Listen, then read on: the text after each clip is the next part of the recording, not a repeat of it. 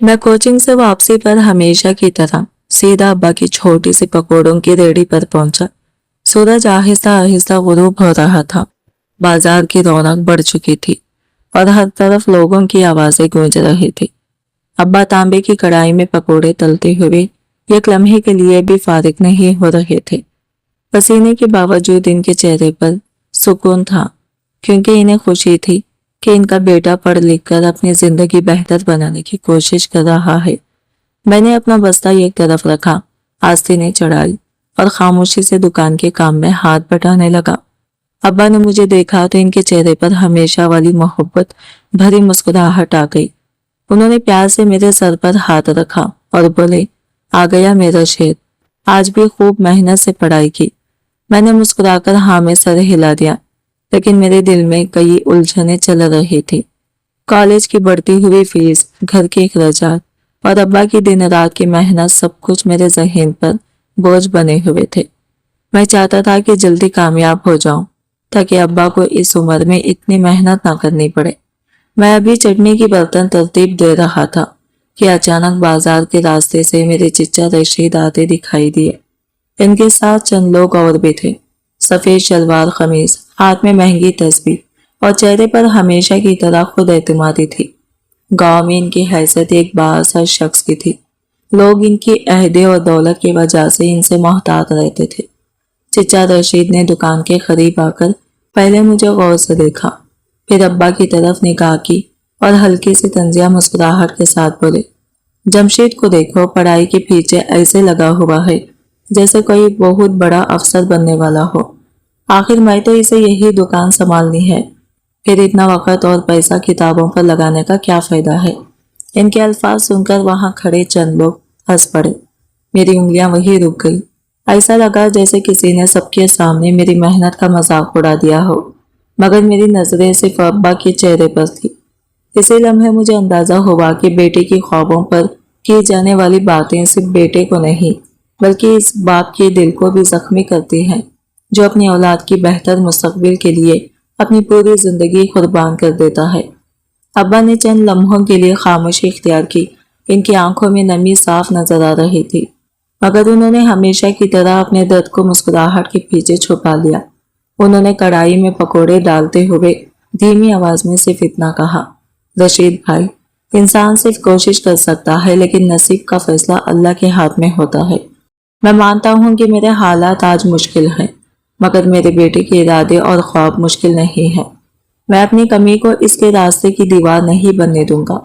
अब्बा की आवाज में गुस्सा नहीं था, सिर्फ एक बाप का यकीन था। मगर चिच्चा रशीद ने इन बातों को संजीदगी से लेने के बजाय जोरदार खैखका लगाया। उन्होंने दुकान से पकौड़ों की प्लेट उठाई, अपने साथ आए लोगों की तरफ देखा और बगैर कुछ कहे वहां से आगे बढ़ गए। जाते जाते उन्होंने पीछे मुड़कर भी नहीं देखा। अब्बा ने इन्हें आवाज देकर रोकने की कोशिश नहीं की। वो खामोशी से दोबारा अपने काम में लग गई। इनके हाथ तो कढ़ाई में पकोड़े पलट रहे थे, मगर मैं जानता था कि इनके दिल में चिच्चा के अल्फाज की चुभन अभी बाकी थी। मैंने पहली बार अपने बाप के चेहरे पर छुपा हुआ दर्द महसूस किया। वो खुद तकलीफ बर्दाश्त कर सकते थे, मगर इन्हें सबसे ज्यादा फिक्र इस बात की थी कि कहीं मेरे ख्वाब कमजोर न पड़ जाए। उन्होंने अपनी इज्जत पर लगी चोट को बर्दाश्त कर लिया, लेकिन मेरे हौसले को टूटने नहीं दिया। इस दिन दुकान के एक कोने में खड़े होकर मैंने दिल में एक वादा किया, मैं मेहनत करूंगा, कामयाब बनूंगा और एक दिन ऐसा जरूर लाऊंगा जब मेरे अब्बा को अपनी मेहनत पर फख्र होगा। जिन लोगों ने आज इनकी सादगी और गुर्बत का मजाक उड़ाया है, कल वही लोग मेरे अब्बा की इज्जत करने पर मजबूर होंगे। इस रात हमारा छोटा सा घर खामोशी में डूबा हुआ था। हम तीनों दस्तरखान के गिरद बैठे थे, मगर हमेशा की तरह हंसी मजाक नहीं हो रहा था। अम्मी ने सादा सा खाना सामने रखा, दाल और रोटियां, लेकिन अब्बा के चेहरे पर वो मामूल वाली खुशी नजर नहीं आ रही थी। वो चंद निवाले खाते, फिर अचानक ख्यालों में खो जाते। कभी इनकी नजरें जमीन पर ठहर जाती और कभी वो मुझे देखकर जबरदस्ती मुस्कुरा देते। मुझे साफ महसूस हो रहा था कि वो दिन में होने वाली बात को दिल से निकाल नहीं पा रहे, मगर फिर भी मेरे सामने अपने दर्द का इजहार नहीं करना चाहते। आखिरकार मैं खुद को रोक ना सका। मैंने हिम्मत करके धीमी आवाज में कहा, अब्बा, اگر میری پڑھائی آپ کے لیے زیادہ مشکل بن گئی ہے تو میں کل سے ٹیوشن چھوڑ دیتا ہوں۔ میں صبح سے شام تک آپ کے ساتھ دکان پر کام کروں گا، کم از کم گھر کے خرچے میں آپ کا ہاتھ بٹا سکوں گا۔ میری بات سنتے ہی امی کی آنکھیں نم ہو گئی۔ شاید انہیں ڈر تھا کہ حالت کی وجہ سے میرے خواب ادھورے نہ رہ جائیں، لیکن ابا نے فوراً میری طرف دیکھا۔ ان کے لہجے میں سختی تھی، مگر اس سختی کے پیچھے بے پناہ محبت چھپی ہوئی تھی۔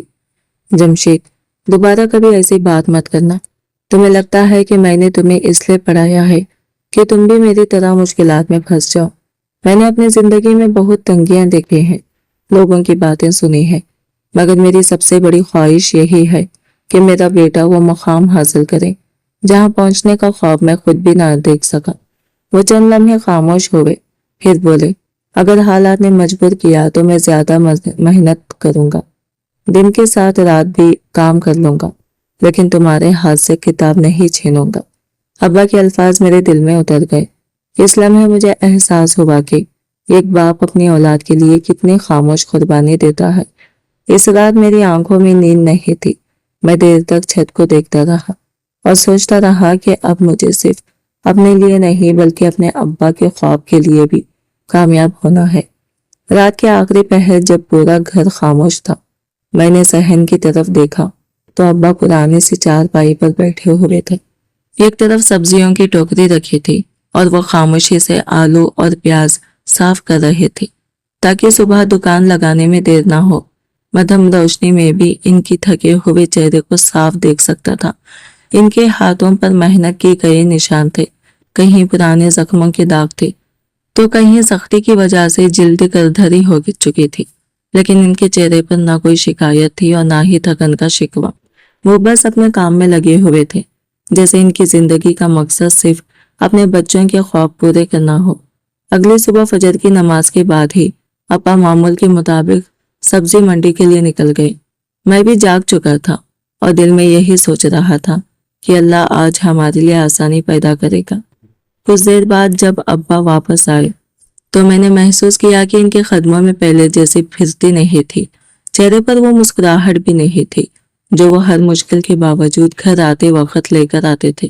امی نے مجھے اشارے سے پاس بلایا اور آہستہ آواز میں بتایا، آج منڈی والے نے مزید ادھار دینے سے منع کر دیا ہے، کہہ رہا تھا کہ پہلے پچھلا حساب پورا کرو پھر نیا مال ملے گا۔ یہ سن کر میرے دل پر عجیب سا بوجھ آ گیا۔ اس دن مجھے پہلی بار سمجھ آیا کہ غربت صرف پیسوں کی کمی نہیں ہوتی، بلکہ انسان کو بار بار اپنی ضرورتوں کے ساتھ اپنی عزت بھی سنبھالنی پڑتی ہے۔ اسی دن میری کالج فیس جمع کرانے کی آخری تاریخ تھی۔ میرے ہاتھ میں فیس کی رسید تھی، مگر جیب میں اتنی رقم نہیں تھی کہ میں اپنا خواب بچا سکوں۔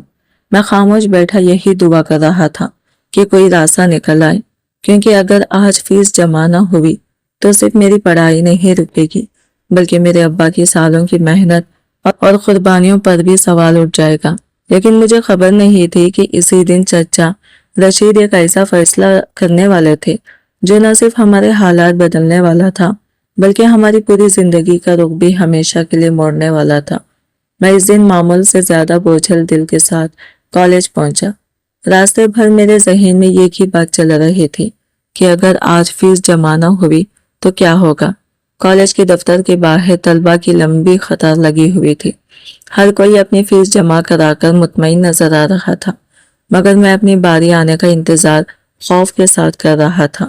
میں نے کئی بار اپنی جیب میں موجود چند نوٹوں کو ٹٹولا، وہ رقم میری پوری فیس کے مقابلے میں بہت کم تھی۔ میں جانتا تھا کہ اس سے کوئی فائدہ نہیں ہوگا، مگر پھر بھی دل کسی معجزے کی امید لگا بیٹھا تھا۔ جب آخری بار میرا نمبر آیا تو میں خاموشی سے کاؤنٹر کے سامنے جا کھڑا ہوا۔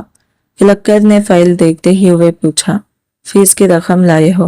میرے ہونٹ ہلے مگر آواز نہ نکل سکی۔ میں نے نظریں جھکا لی۔ کلکٹر نے دوبارہ سخت لہجے میں کہا، آج فیس جمع کرانے کی آخری تاریخ ہے، اگر آج ادائیگی نہ ہوئی تو امتحان کے لیے تمہارا نام روک دیا جائے گا۔ یہ الفاظ سنتے ہی جیسے میرے اندر کچھ ٹوٹ گئے۔ میں کچھ بولے بغیر وہاں سے ہٹ گیا۔ کالج کے صحن میں جا کر ایک پرانے درخت کے نیچے بیٹھ گیا۔ سامنے سب کچھ چل رہا تھا مگر میرے لیے وقت جیسا رک گیا تھا۔ میرے ذہن میں بار بار ابا کا تھکا ہوا چہرہ آ رہا تھا۔ وہی ہاتھ جو دن رات محنت کرتے تھے، وہی آنکھیں جو میرے بہتر مستقبل کے خواب دیکھتی تھی۔ میں سوچ رہا تھا کہ اگر میں ناکام ہو گیا تو ان کی قربانیاں کا کیا ہوگا۔ اسی دوران میرا دوست نعمان میرے پاس آیا۔ اس نے میرے کندھے پر ہاتھ رکھا اور پریشانی سے پوچھا، جمشید کیا ہوا ہے؟ آج تم اتنے خاموش کیوں ہو؟ میں نے پہلی بات چھپانے کی کوشش کی اور زبردستی مسکرایا، لیکن میری آنکھوں میں چھپا درد الفاظ سے پہلے باہر آ گیا۔ آخرکار میں نے اسے سب کچھ بتا دیا۔ نعمان نے میری بات غور سے سنی، پھر حوصلہ دیتے ہوئے بولا، مایوس مت ہو، چلو پرنسپل صاحب سے بات کرتے ہیں، شاید کوئی حل نکل آئے۔ ہم دونوں فوراً پرنسپل کے دفتر کی طرف چل پڑے، لیکن وہاں پہنچ کر ہمیں یہ کیسی بات معلوم ہوئی جس نے مجھے حیران کر دیا۔ پتا چلا کہ ابھی کچھ ہی دیر پہلے گاؤں کے کونسلر چچا رشید صاحب پرنسپل سے ملاقات کر کے گئے ہیں۔ یہ سن کر میں رک گیا۔ میرے ذہن میں کئی سوال پیدا ہونے لگے، کیونکہ چچا رشید کا کالج کے معاملات سے کوئی خاص تعلق نہیں تھا۔ پھر وہ اچانک پرنسپل صاحب سے ملنے کیوں آئے تھے؟ جب ہم پرنسپل صاحب کے کمرے میں داخل ہوئے تو وہاں کا ماحول دیکھ کر میرے دل میں ایک عجیب سا خوف پیدا ہو گیا۔ پرنسپل صاحب نے چند لمحے میری طرف دیکھا، پھر ایک گہری سانس لے کر بولے، جمشید تم ایک قابل اور محنت کرنے والے طالب علم ہو، لیکن تمہارے متعلق کچھ باتیں سامنے آئی ہیں۔ کہا گیا ہے کہ تم اپنی پڑھائی پر پوری توجہ نہیں دے رہے اور زیادہ وقت دکان کے کام میں گزار دیتے ہو۔ میں حیرت سے ان کا چہرہ دیکھتا رہ گیا۔ پھر انہوں نے مزید کہا، اسی وجہ سے تمہاری فیس میں ملنے والی رعایت اور اسکالرشپ کے معاملے پر بھی دوبارہ غور کیا گیا ہے۔ یہ الفاظ میرے کانوں میں گونجنے لگے۔ ایسا محسوس ہوا جیسے کسی نے میرے قدموں کے نیچے سے زمین کھینچ لی ہو۔ میں جانتا تھا کہ میں نے کبھی پڑھائی سے غفلت نہیں کی۔ دکان پر کام کرنا میری مجبوری تھی، میری خواہش نہیں۔ چند لمحوں میں مجھے اندازہ ہو گیا کہ یہ باتیں کسی کی طرف سے آئی ہیں۔ میرے ذہن میں چچا رشید کا چہرہ آ گیا، وہی چچا جنہیں شاید میری کامیابی سے زیادہ میری ناکامی دیکھنے میں خوشی ملتی۔ میں کچھ کہہ نہ سکا، دل میں بہت سے سوال تھے، مگر الفاظ ساتھ نہیں دے رہے تھے۔ خاموشی سے پرنسپل کے کمرے سے باہر نکل آیا۔ اس دن مجھے اپنی غربت کا اتنا دکھ نہیں ہوا جتنا اپنے ہی رشتے کی اس چوٹ کا ہوا۔ غیر لوگوں کے طعنے انسان برداشت کر لیتا ہے، لیکن جب اپنے ہی لوگ راستہ روکنے لگے تو درد کہیں زیادہ گہرا ہوتا ہے۔ شام کو جب میں دکان پر پہنچا تو ابا حسب معمول گاہکوں کے لیے پکوڑے تیار کر رہے تھے۔ ان کے چہرے پر وہی محنت بھری مسکراہٹ تھی۔ وہ لوگوں کو خوش اخلاقی سے پکوڑے دے رہے تھے جیسے زندگی میں کوئی پریشانی نہ ہو۔ لیکن جیسے ہی میری نظریں ابا سے ملی، وہ فوراً سمجھ گئے کہ میرے دل میں کوئی طوفان چھپا ہوا ہے۔ ابا نے جیسے ہی میرے چہرے کو دیکھا، وہ فوراً سمجھ گئے کہ میرے دل میں کوئی بہت بڑا بوجھ ہے۔ ایک باپ اپنی اولاد کے چہرے کی خاموشی بھی پڑھ لیتا ہے۔ انہیں میرے الفاظ سننے کی ضرورت نہیں تھی، میری نظریں ہی سب کچھ بتا رہی تھی۔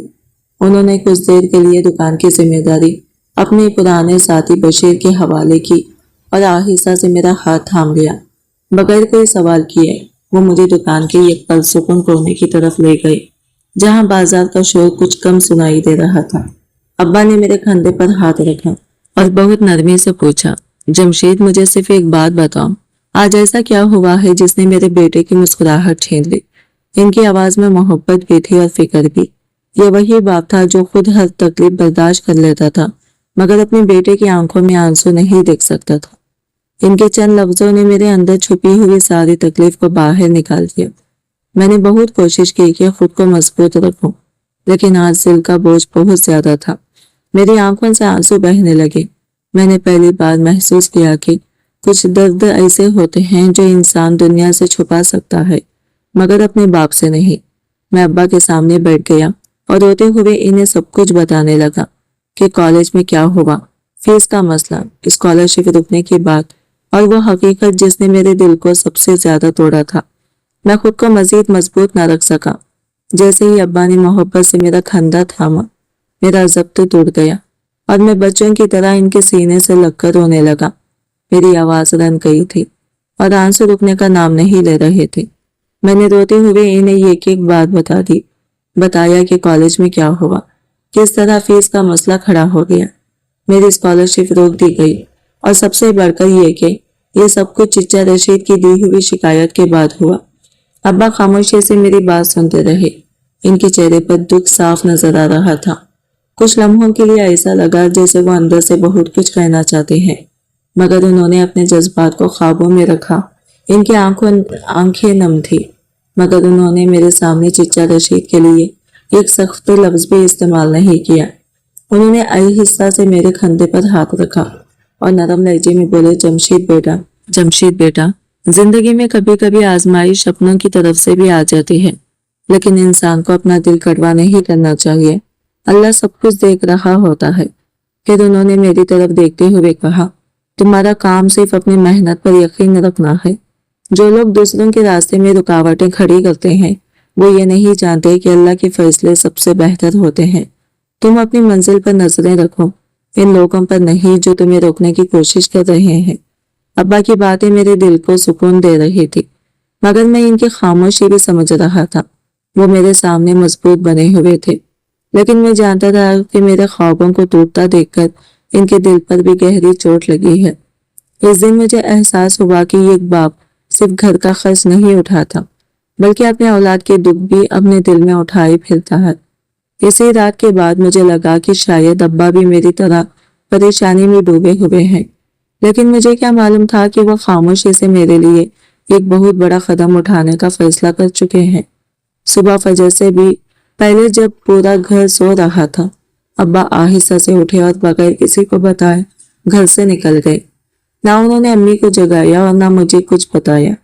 میں سمجھا شاید روز کے کام کے لیے جلدی نکل گئے ہوں گے، مگر جب دوپہر گزر گئی اور ابا واپس نہ آئے تو امی کی پریشانی بڑھنے لگی۔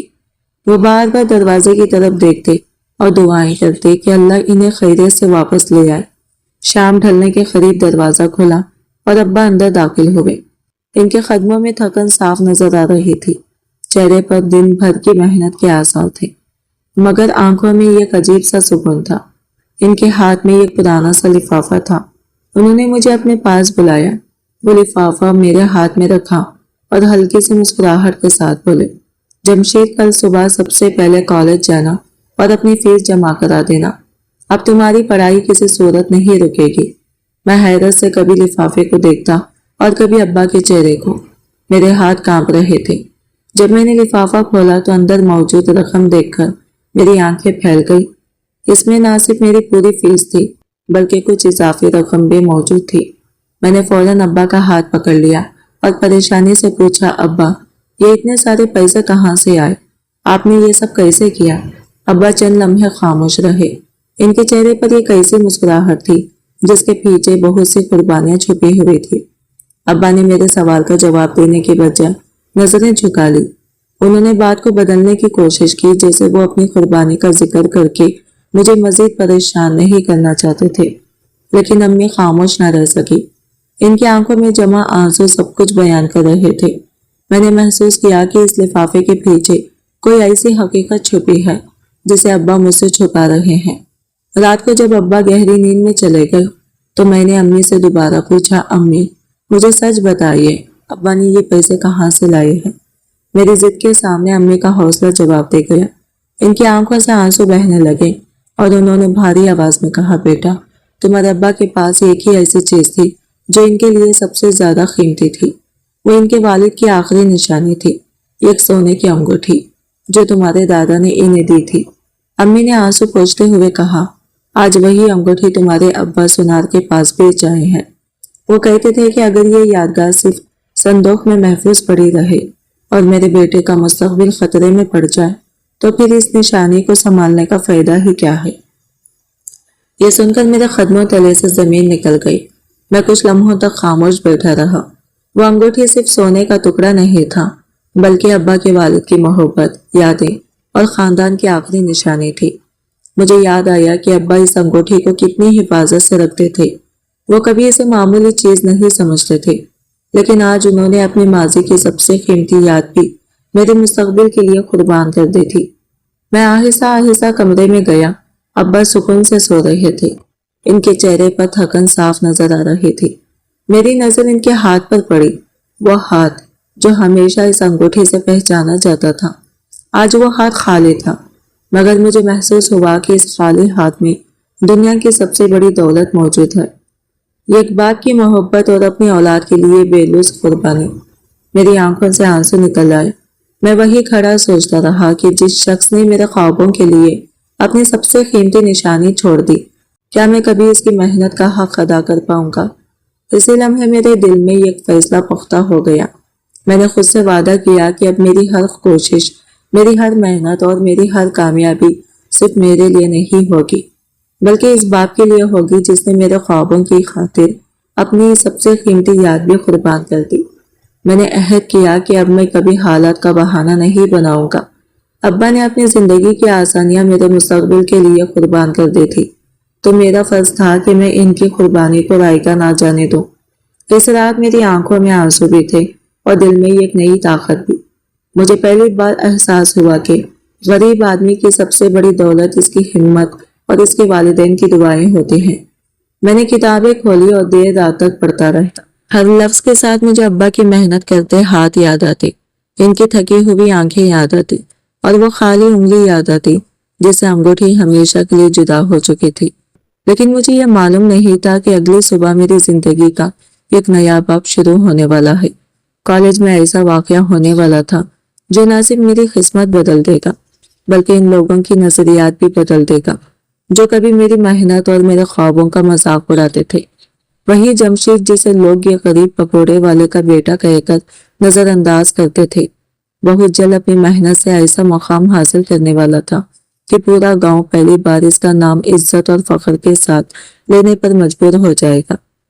اگلی صبح میں ابا کے قدم چوم کر کالج کے لیے نکلا۔ میرے بیگ میں فیس کی رقم تھی، مگر دل پر اس انگوٹھی کا بوجھ تھا جو میرے مستقبل کے لیے قربان ہو چکی تھی۔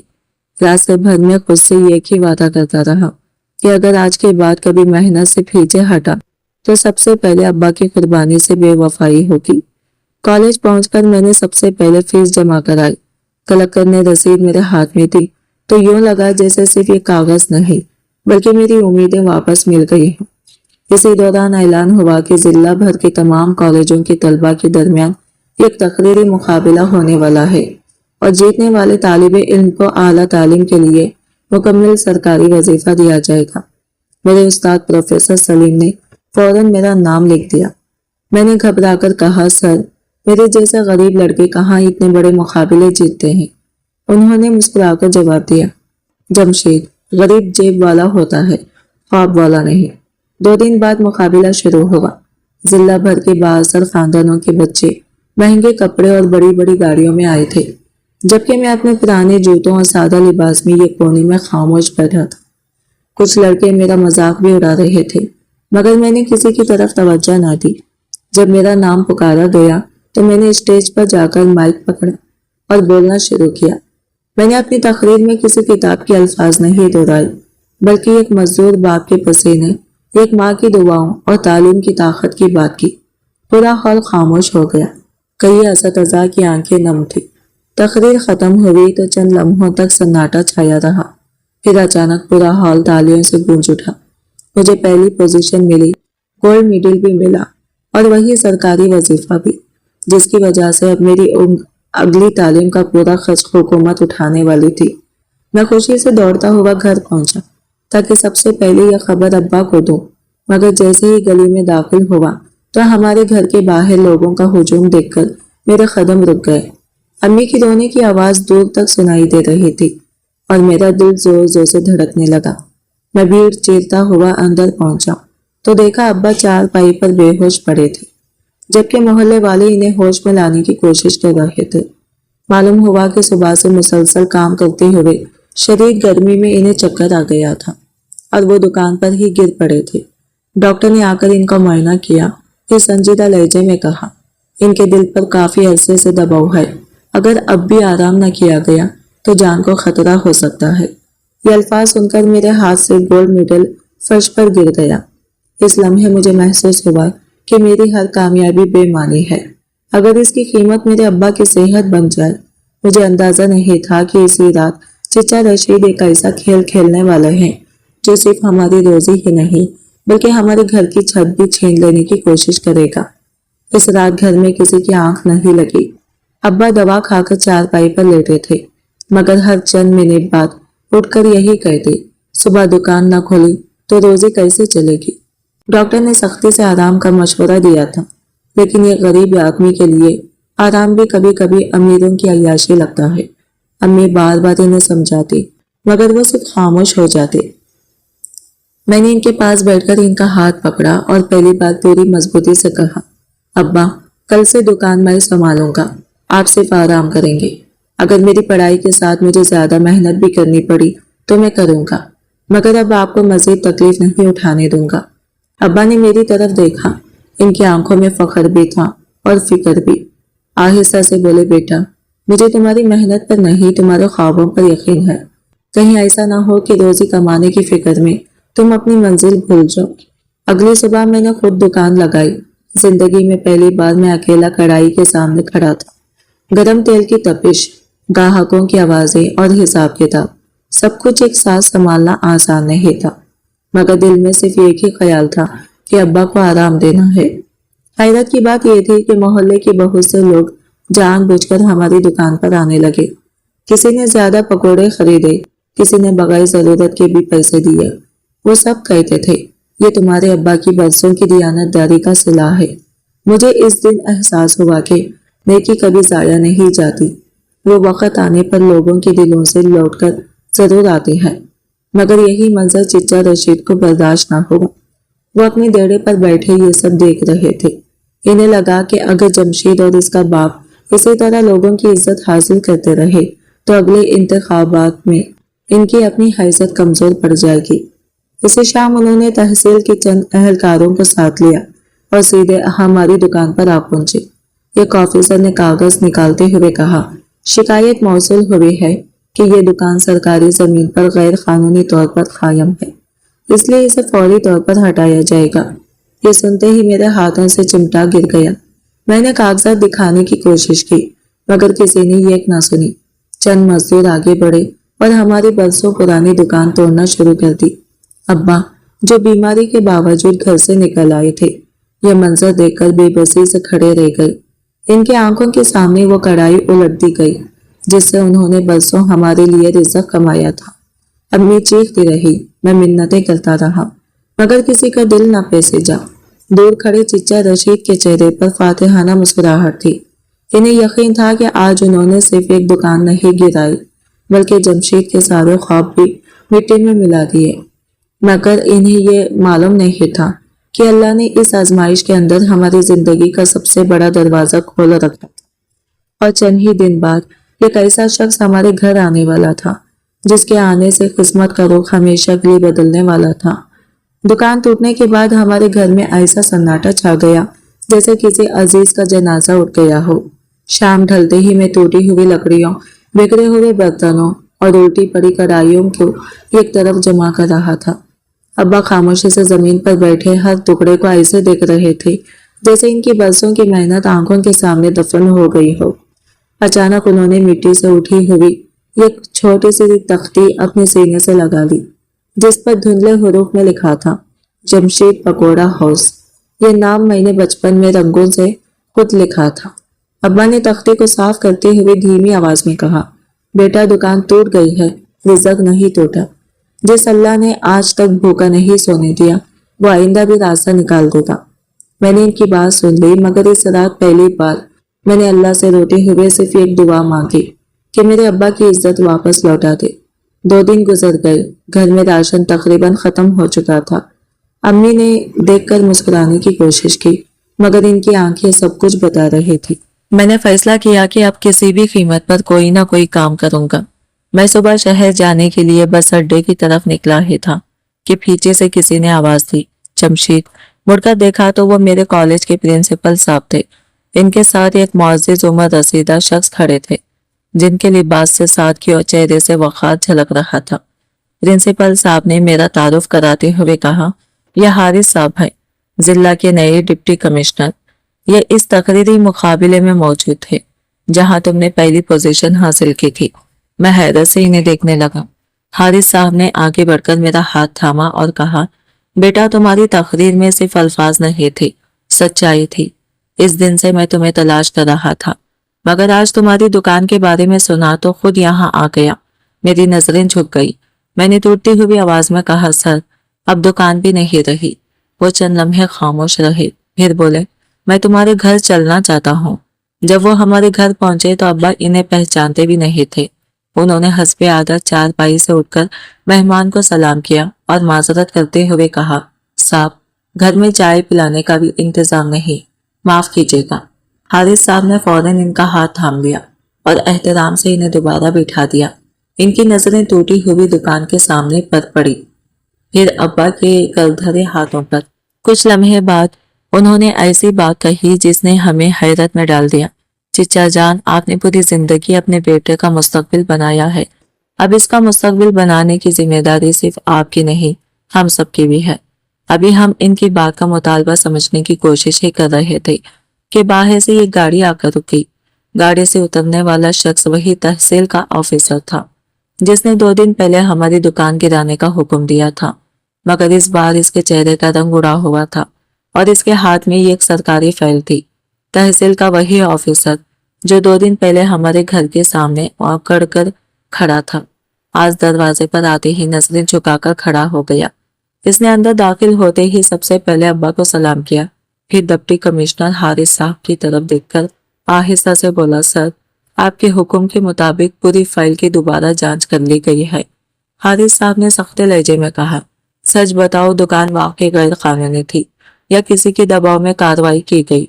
ऑफिसर के माथे पर पसीना नमूदार हो गया। इसने कामती आवाज में जवाब दिया, सर दुकान के तमाम कागजात मुकम्मल थे। कार्रवाई एक छोटी दरख्वास्त की बुनियाद पर की गई थी और बाद में हमें मालूम हुआ कि दरख्वास्त गांव के कौंसलर रशीद साहब के कहने पर तैयार की गई थी। ये अल्फाज सुनते ही घर में खामोशी छा गई। अम्मी ने भी एक बार अल्हम्दुलिल्लाह कहा, जबकि मेरी नजरें अब्बा के चेहरे पर जम गई। वो किसी फतह की खुशी में नहीं थे, बल्कि इनकी आंखों में सिर्फ एक दर्द था कि आखिर इनके अपने भाई ने इनके साथ ऐसा क्यों किया। हारिस साहब ने फौरन हुक्म दिया कि दुकान को सरकारी खर्च पर दोबारा इसी जगह तामीर किया जाए और जिस ऑफिसर या मुलाजिम ने इख्तियारात का गलत इस्तेमाल किया है इसके खिलाफ महकमाना कार्रवाई शुरू की जाए। ये सुनकर मेरी आंखों में खुशी के आंसू आ गए, मगर अब्बा ने फौरन कहा, साहब मुझे किसी से बदला नहीं चाहिए। मेरी सिर्फ एक ख्वाहिश है कि आइंदा किसी गरीब के साथ जुल्म ना हो। हारिस साहब ने एहतराम से इनकी तरफ देखा और कहा, चिच्चा जा, यही फर्क होता है बड़े दिल वाले इंसान और बड़े अहदे वाले इंसान में। इधर यह खबर चंद ही घंटों में पूरे गांव में फैल गई। लोग टोलियों की सूरत में हमारे घर आने लगे। जिन लोगों ने कल खामोशी इख्तियार की थी आज वो भी शर्मिंदा थे, मगर सबसे ज्यादा बेचैनी चिच्चा रशीद के देड़े पर थी। वो बार बार अपने आदमियों से पूछ रहे थे कि आखिर एक मामूली पकौड़े फरोश के घर डिप्टी कमिश्नर क्यों आया। इन्हें पहली बार एहसास हुआ कि मामला इनके हाथ से निकल चुका है। इसी शाम उन्होंने मुझे अकेले में बुलाने के लिए एक आदमी भेजा। मैं देड़े पर पहुंचा तो चिच्चा ने पहली बार नरम लहजे में बात की। उन्होंने मेरे सामने चाय रखी और कहा, जमशीद जो कुछ हुआ इसे भूल जाओ, आखिर हम एक ही कौन है। अगर तुम डिप्टी कमिश्नर के सामने मेरा नाम ना लो तो मैं तुम्हारे लिए शहर में नई दुकान भी बनवा दूंगा और पढ़ाई का सारा खर्च भी उठाऊंगा। मैंने इनकी बात खामोशी से सुनी, फिर आहिस्ता से कहा, चिच्चा जान मैंने आज तक किसी से बदला नहीं लिया और ना ही कभी झूठ बोलूंगा, लेकिन एक बात जरूर कहूंगा, जिस रिश्ते की बुनियाद सिर्फ मतलब पर हो वो रिश्ता नहीं सौदा होता है।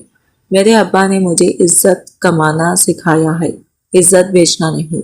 मेरे ये अल्फाज सुनकर चिच्चा के चेहरे का रंग बदल गया। इन्हें पहली बार एहसास हुआ कि जिस लड़के को वो बरसों से कमजोर समझते रहे वो किरदार में इनसे कहीं ज्यादा मजबूत हो चुका है। लेकिन इन्हें अभी भी यकीन था कि इनके पास एक ऐसा राज मौजूद है जो अगर सामने आ गया तो जमशीद की पूरी दुनिया एक लम्हे में बिखर जाएगी और इसी राज को वो अपने आखिरी हथियार के तौर पर इस्तेमाल करने वाले थे। अगले दिन फजर की नमाज के बाद अब्बा हस्बे आदत मस्जिद से वापस आए तो इनके चेहरे पर अजीब सी संजीदगी थी। मैंने महसूस किया कि वो बार बार मेरी तरफ देखते हैं, जैसे दिल में कोई बात छुपा रहे हो। नाश्ते के बाद अचानक चिच्चा रशीद हमारे घर आ गए। ये पहला मौका था जब वो बगैर किसी तकब्बुर के दरवाजे पर खड़े थे, मगर इनकी आंखों में एक अजीब सी चमक थी। उन्होंने अंदर आते ही कहा, जमशीद तुम खुद को बहुत ईमानदार समझते हो ना? آج تمہیں یہ کیسا سچ بتاؤں گا جس کے بعد تم اپنے باپ کی شکل بھی نہیں دیکھ سکو گی۔ ان کے یہ الفاظ سن کر امی گھبرا گئی، جبکہ ابا کا چہرہ ایک دم زرد پڑ گیا۔ انہوں نے فوراً کہا، رشید، اللہ کے لیے خاموش رہو، جو بات برسوں سے دفن ہے اسے دفن ہی رہنے دو۔ مگر چچا نے طنزیہ ہنسی ہنستے ہوئے کہا، اب وقت بدل گیا ہے بھائی، اب حقیقت سامنے آنی چاہیے۔ میرا دل زور زور سے دھڑکنے لگا۔ میں نے کبھی ابا کو اس قدر پریشان نہیں دیکھا تھا۔ چچا نے میری طرف دیکھتے ہوئے کہا، تم جس شخص کو اپنا باپ سمجھتے ہو اس نے تمہیں جنم نہیں دیا۔ تم صرف 3 دن کے تھے جب تمہارے اصل والدین یہ خوفناک حادثے میں دنیا سے چلے گئے۔ تمہاری ماں میری چچی ذات بہن تھی۔ جمشید، تم میرے بھائی کی اولاد نہیں بلکہ میرے ماموں کی نوازی کے بیٹے ہو۔ یہ سنتے ہی میرے کانوں میں جیسے شور بھر گیا، میرے قدم لڑکھڑا گئے۔ میں نے بے اختیار ابا کی طرف دیکھا، ان کی آنکھوں سے مسلسل آنسو بہہ رہے تھے۔ انہوں نے آہستہ سے سر جھکا دیا۔ میرے لیے یہ لمحہ کسی قیامت سے کم نہیں تھا۔ برسوں سے جس رشتے پر مجھے سب سے زیادہ فخر تھا، اچانک اس کے بارے میں اتنا بڑا راز سامنے آ گیا تھا۔ کمرے میں کئی لمحوں تک خاموشی رہی۔ پھر ابا آہستہ آہستہ میرے قریب آئے، میرے دونوں ہاتھ اپنے ہاتھوں میں لیے اور روتے ہوئے بولے، بیٹا، رشید نے ایک بات سچ کہی ہے مگر پوری سچائی نہیں بتائی۔ ہاں، تم میری اولاد نہیں تھے، لیکن اللہ گواہ ہے، جس دن میں نے تمہیں اپنی باہوں میں اٹھایا اسی دن تم میرے بیٹے بن گئے تھے۔ میں نے کبھی تم میں اور اپنے خون میں فرق نہیں کیا۔ تمہیں دودھ پلانے کے لیے تمہاری امی نے اپنے زیور بیچ دیے، تمہیں پڑھانے کے لیے میں نے اپنی جوانی کھپا دی، اور جب تمہاری فیس کی باری آئی تو اپنے باپ کی آخری نشانی بھی بیچ دی۔ اگر یہ سب کرنے کے بعد بھی میں تمہارا باپ نہیں ہوں تو پھر دنیا میں باپ کس کو کہتے ہیں؟ یہ الفاظ سن کر میرے اندر برسوں کی محبت ایک سیلاب کی طرح امٹ آئی۔ میں نے ایک لمحہ بھی ضائع نہیں کیا، دوڑ کر ابا کے قدموں میں گر گیا اور ان کے پاؤں پکڑ کر پھوٹ پھوٹ کر رونے لگا۔ میں نے روتے ہوئے کہا، مجھے خون کے رشتے نہیں چاہیے، مجھے صرف آپ چاہیے، جس انسان نے مجھے چلنا سکھایا، گرنے پر سنبھالا، بھوکا رہ کر مجھے کھلایا اور اپنے خواب بیچ کر میرے خواب خریدے۔ میرا باپ صرف وہی ہے۔ میری بات سن کر امی بھی رو پڑی، مگر دروازے پر کھڑے چچا رشید کے چہرے پر پہلی بار مسکراہٹ غائب ہو چکی تھی۔ انہیں یقین تھا کہ یہ راز ہمارے گھر کو توڑ دے گا، مگر یہ راز تو ہمارے رشتے کو پہلے سے بھی زیادہ مضبوط کر گیا۔ البتہ انہیں یہ اندازہ نہیں تھا کہ ان کے اپنے بیٹے نے ان کی وہ گفتگو موبائل میں ریکارڈ کر لی ہے، اور یہی ریکارڈنگ چند دن بعد ان کی پوری سیاست کو ہلا کر رکھ دے گی۔ چچا رشید کے جاتے ہی گھر میں پھر خاموشی چھا گئی، مگر اس خاموشی میں اب پہلے جیسا بوجھ نہیں تھا۔ میں نے ابا کے ہاتھ مضبوطی سے تھام رکھے تھے، جیسے ڈر ہو کہ کہیں یہ رشتہ مجھ سے چھن نہ جائے۔ ابا نے کئی بار میرے سر پر ہاتھ پھیرتے ہوئے کہا، بیٹا، اگر آج تم مجھے چھوڑ کر بھی چلے جاؤ تو میں تمہیں کبھی برا نہیں کہوں گا، کیونکہ سچ جاننے کے بعد فیصلہ کرنا تمہارا حق ہے۔ میں نے فوراً ان کے لبوں پر ہاتھ رکھ دیا اور نم آنکھوں سے کہا، ابا، اولاد خون سے نہیں قربانی سے بنتی ہے۔ اگر رشتہ صرف خون سے ہوتا تو آج چچا سب سے زیادہ اپنی ہوتے، لیکن انہوں نے تو ہر موڑ پر ہمیں تکلیف دی، اور اگر رشتہ محبت سے بنتا ہے تو پھر دنیا میں آپ سے بڑھ کر میرا کوئی نہیں۔ میری یہ بات سن کر ابا مجھے سینے سے لگا کر بچوں کی طرح رونے لگے۔ اس دن پہلی بار مجھے محسوس ہوا کہ بعض اوقات مرد بھی اس لیے روتے ہیں کہ ان کے دل میں برسوں کا درد جمع ہو چکا ہوتا ہے۔ ادھر گاؤں میں ڈپٹی کمشنر حارث صاحب کے دورے کی خبر تیزی سے پھیل رہی تھی۔ انہوں نے صرف ہماری دکان کی تعمیر نو کا حکم ہی نہیں دیا تھا، بلکہ گاؤں میں سرکاری زمینوں پر ہونے والی تمام غیر قانونی کارروائیوں کی بھی تحقیقات شروع کر دی تھی۔ چند ہی دنوں میں کئی پرانے فائلیں کھل گئی۔ معلوم ہوا کہ گزشتہ کئی برسوں میں سرکاری فنڈز کا بڑا حصہ کاغذوں میں خرچ دکھایا گیا، جبکہ حقیقت میں سڑکیں، نالیاں اور پانی کی منصوبے کبھی مکمل ہی نہیں ہوئے۔ ہر فائل کے آخری میں ایک ہی نام بار بار سامنے آ رہا تھا، کونسلر رشید احمد۔ یہ خبر سنتے ہی گاؤں کے وہی لوگ جو کل تک چچا کے آگے پیچھے گھومتے تھے، آہستہ آہستہ ان سے دور ہونے لگے۔ ایک شام میں حسب معمول نئی بننے والی دکان پر مزدوروں کے ساتھ کام کروا رہا تھا کہ ایک نوجوان میرے پاس آیا۔ وہ چچا رشید کا بڑا بیٹا فراز تھا۔ اس کے چہرے پر پریشانی صاف نظر آ رہی تھی۔ اس نے ادھر ادھر دیکھا اور دھیمی آواز میں کہا، جمشید بھائی، مجھے آپ سے اکیلے میں ضروری بات کرنی ہے۔ میں اسے ساتھ لے کر ایک طرف چلا گیا۔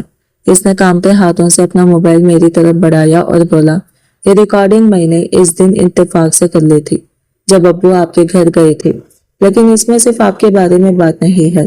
اس سے پہلے ابو اپنی ایک ساتھی کے ساتھ یہ بھی مان رہے ہیں کہ دکان گرانے کی درخواست انہوں نے خود تیار کروائی تھی اور کئی سرکاری منصوبوں کے پیسے بھی انہوں نے غلط طریقے سے استعمال کیے تھے۔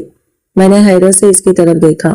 فراز کی آنکھوں میں آنسو تھے۔ وہ بولا، میں اپنے باپ کو جیل جاتے نہیں دیکھنا چاہتا، لیکن میں ان کے گناہوں کا بوجھ بھی نہیں اٹھا سکتا۔ آپ فیصلہ کریں، یہ ریکارڈنگ آپ کے حوالے ہے۔ میں نے موبائل ہاتھ میں لیا، مگر اسی لمحے میری نظر دور کھڑے ابا پر پڑی۔ وہ خاموشی سے ہمیں دیکھ رہے تھے۔ میں جانتا تھا کہ اب صرف ایک ریکارڈنگ نہیں بلکہ دو خاندانوں کی قسمت میرے ہاتھ میں تھی۔ ایک طرف انصاف تھا، دوسری طرف رشتہ، اور مجھے فیصلہ کرنا تھا کہ میں اپنے ابا کی سکھائی ہوئی انسانیت پر چلوں یا اپنے دل میں برسوں سے جمع دکھ کا حساب چکاؤں۔ میں نے فراز کے ہاتھ سے موبائل لیا، مگر اسے فوراً اپنی جیب میں رکھنے کے بجائے چند لمحے خاموش کھڑا رہا۔ میرے ذہن میں ایک طرف ابا کی وہ بات گونج رہی تھی، بیٹا ظلم کو کبھی مت سہنا، لیکن بدلہ لینے کے لیے خود ظالم بھی مت بننا جانا۔ دوسری طرف چچا رشید کی وہ تمام تانے، ہماری ٹوٹی ہوئی دکان، امی کے آنسو اور ابا کی فروخت کی ہوئی انگوٹھی ایک ایک کر کے میری آنکھوں کے سامنے گھومنے لگے۔ فراز نے دھیمی آواز میں کہا، جمشید بھائی، اگر یہ ریکارڈنگ باہر آ گئی تو میرے ابو کی سیاست ختم ہو جائے گی، شاید انہیں جیل بھی جانا پڑے، لیکن اگر یہ ریکارڈنگ چھپا دی گئی تو وہ کبھی نہیں بدلیں گی۔ میں نے اس کے کندھے پر ہاتھ رکھا اور کہا، فراز، تم آج اپنے باپ کے خلاف نہیں، سچ کے ساتھ کھڑے ہوئے ہو۔ اس کے لیے بہت بڑا دل چاہیے۔ میں سیدھا گھر آیا اور ساری بات ابا کو بتا دی۔ انہوں نے موبائل ہاتھ میں لیا، کچھ دیر خاموشی سے اس کی اسکرین کو دیکھتے رہے، پھر میری طرف دیکھ کر بولے، بیٹا اس فیصلے میں جلدی مت کرنا، یاد رکھنا کسی انسان کو سزا دینا عدالت کا کام ہے، ہماری ذمہ داری صرف سچ کو چھپانا نہیں۔ میں نے حیرت سے پوچھا، ابا، جس بھائی نے آپ کی عزت چھینی، روزگار چھینا، آپ کو لوگوں کے سامنے رسوا کیا، آپ آج بھی اس کے لیے نرم دل کیوں ہیں؟ ابا نے ایک ٹھنڈی سانس لی اور بولے، اس لیے کہ اگر میں بھی اس جیسا بن گیا تو پھر میرے اس میں فرق کیا رہ جائے گا۔ 2 دن بعد ڈپٹی کمشنر حارث صاحب نے گاؤں میں کھلی کچہری لگائی تاکہ لوگ اپنی شکایت خود آ کر بیان کریں۔ پورا گاؤں جمع تھا، سرکاری آفیسر، پولیس، میڈیا کے چند نمائندے اور علاقے کے معززین بھی موجود تھا۔ چچا رشید ہمیشہ کی طرح صاف ستھرے کپڑوں میں آئے، مگر آج ان کے چہرے کی خود اعتمادی کہیں کھو چکی تھی۔ انہیں معلوم تھا کہ ان کے خلاف کئی شکایت آ چکی ہیں، لیکن انہیں یہ یقین نہیں تھا کہ سب سے بڑا ثبوت بھی اب سامنے آنے والا ہے۔ کھلی کچہری میں ایک ایک کر کے لوگ اپنی بات کہتے رہے۔ کسی نے ادھوری سڑک کی شکایت کی، کسی نے پانی کے منصوبے کی، کسی نے مستحق لوگوں کی امداد روکنے کا ذکر کیا۔ ہر شکایت کا رخ آہستہ آہستہ چچا رشید کی طرف جا رہا تھا۔ آخرکار حارث صاحب نے میری طرف دیکھا اور کہا، جمشید، کیا تم بھی کچھ کہنا چاہتے ہو؟ پورے مجموعہ کی نظریں مجھ پر جم گئی۔ میں آہستہ آہستہ کھڑا ہوا۔ میری جیب میں وہ موبائل موجود تھا جس میں ہر سچ محفوظ تھا۔ اگر میں اسے نکال دیتا تو چند ہی لمحوں میں چچا رشید کا برسوں سے بنایا ہوا وقار خاک میں مل جاتا۔ مگر اس سے پہلے کہ میں کچھ بولتا، ایک ایسا شخص مجموعہ کو چیرتا ہوا آگے آیا جسے دیکھ کر خود چچا رشید کے چہرے کا رنگ اڑ گیا۔ وہ شخص ان کا پرانا اکاؤنٹنٹ تھا جو کئی سال پہلے اچانک گاؤں چھوڑ کر چلا گیا تھا، اور آج وہ اپنے ہاتھ میں ایک موٹی سی فائل لیے سیدھا ڈپٹی کمشنر کے میز کے سامنے کھڑا تھا۔ پورے پنڈال میں سناٹا چھا گیا۔ وہ شخص جس کا نام نذیر احمد تھا، کبھی چچا رشید کی تمام مالی معاملات سنبھالتا تھا۔ برسوں پہلے اچانک اس کے گاؤں چھوڑنے پر لوگوں نے طرح طرح کی باتیں بنائی تھی، مگر آج اس کے چہرے پر خوف نہیں بلکہ عزم صاف نظر آ رہا تھا۔ اس نے ڈپٹی کمشنر حارث صاحب کو سلام کیا، پھر اپنے ہاتھ میں پکڑی ہوئی موٹی فائل میز پر رکھتے ہوئے کہا، سر، میں کئی سال تک رشید صاحب کے ساتھ کام کرتا رہا۔ اس دوران جو کچھ دیکھا وہ میرے ضمیر پر بوجھ بن گیا۔ آج میں وہ بوجھ اتارنے آیا ہوں۔ اس فائل میں ہر سرکاری منصوبے کا اصل حساب موجود ہے، کتنے پیسے آئے، کہاں خرچ ہونے تھے، اور کس طرح جعلی دستخط کروا کر کروڑوں روپے کاغذوں میں غائب کر دیے گئے۔ میں نے اس وقت خاموشی اختیار کی تھی کیونکہ میرے بچوں کو جان سے مارنے کی دھمکیاں دی گئی تھی، مگر اب میں مزید خاموش نہیں رہ سکتا۔ डिप्टी कमिश्नर ने फौरन फाइल खोली। एक एक सफ़ा देखते ही इनके चेहरे के तासुरात बदलने लगे। हर कागज के साथ बैंक की तफसीलात, जाली बिल और असल रसीदें भी लगी हुई थी। उन्होंने वो फाइल एंटी करप्शन के ऑफिसर के हवाले करते हुए कहा, ये मामला बहुत संजीदा हो चुका है। चिचा रशीद ने घबराकर कहा, यह सब झूठ है, ये आदमी मुझसे जाती दुश्मनी रखता है। लेकिन नजीर अहमद ने सुकून से अपनी जेब से एक पुरानी डायरी निकाली और कहा, अगर मेरी बात पर यकीन नहीं तो ये डायरी देख लीजिए। इसमें हर अदायगी की तारीख और आपके अपने हाथ की तहरीर मौजूद है। चिचा रशीद के माथे पर पसीना बहने लगा। इनके आसपास बैठे लोग आहिस्ता आहिस्ता अपनी कुर्सियां छोड़कर दूर होने लगे। वही लोग जो कल तक इनकी तारीफें करते नहीं थकते थे, आज नजरें चुरा रहे थे। इतने में डिप्टी कमिश्नर ने मेरी तरफ देखा और कहा, जमशेद तुम्हारे पास भी कोई सबूत है? मैंने अपनी जेब में रखा मोबाइल निकाला, मगर चंद लम्हे खामोश रहा। फिर मैंने आहिस्ता से कहा, सर मेरे पास भी एक रिकॉर्डिंग है, मगर मैं इसे किसी से बदला लेने के लिए इस्तेमाल नहीं करना चाहता। अगर आपके पास इंसाफ के लिए काफी सबूत मौजूद है तो मुझे ये रिकॉर्डिंग पेश करने की जरूरत महसूस नहीं होती। मेरे अब्बा ने मुझे सिखाया है कि इंसाफ जरूर मांगो, लेकिन दिल में इंतकाम न रखो। मेरी बात सुनकर पूरा मजमुआ खामोश हो गया। हारिस साहब ने एहतराम से मेरी तरफ देखा और कहा, जमशेद तुमने आज साबित कर दिया कि असल ताकत इख्तियार में नहीं किरदार में होती है। ये अल्फाज अभी खत्म ही हुई थी कि अचानक चिचा रशीद की छोटी बेटी आयशा रोती हुई मजमुआ में आ गई। वो सीधे अपने वालिद के सामने खड़ी हो गई और आंसुओं में डूबी आवाज में बोली, अब्बू बस कर दीजिए। यह गलती छुपाने के लिए आपने कितने लोगों का हक मारा, कितने रिश्ते तोड़े। आज भी अगर सच कबूल कर लेंगे तो शायद अल्लाह आपको माफ कर दे। ये अल्फाज सुनकर पहली बार चिचा रशीद की आंखों से आंसू निकल आए, मगर किसी को अंदाजा नहीं था कि अगले ही लम्हे वो ऐसा फैसला करने वाले हैं जिससे पूरा गांव हैरान रह जाएगा। आयशा की बात खत्म होते ही पूरे पिंडाल में ऐसी खामोशी छा गई कि दूर दरख्तों पर बैठे परिंदों की आवाजें भी साफ सुनाई देने लगी। चिचा रशीद ने कांपते हुए हाथों से अपनी पगड़ी उतारी, चंद लम्हे इसे देखा, फिर आहिस्ता से अपने सीने से लगा लिया। इनकी आंखों से मुसलसल आंसू बह रहे थे। वो लड़खड़ाते कदमों से आगे बढ़े और सीधी डिप्टी कमिश्नर हारिस साहब के सामने जा खड़े हुए। भारी आवाज में बोले, सर आज मैं पहली बार हार गया हूँ। मैंने हमेशा समझा था कि दौलत, सियासत और ताकत से हर सच को दबा दूंगा, मगर ये गरीब पकोड़े फरोश की ईमानदारी ने मुझे शिकस्त दे दी। जो कुछ इस फाइल में है वो सच है। मैंने अपनी कुर्सी बचाने के लिए झूठ बोले, लोगों के हक मारे और सबसे बड़ा जुल्म अपने ही भाई पर किया।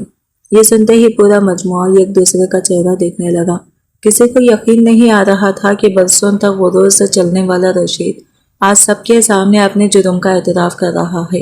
वो मेरी तरफ मुड़े, मगर मेरी आंखों में देखने की हिम्मत न कर सके।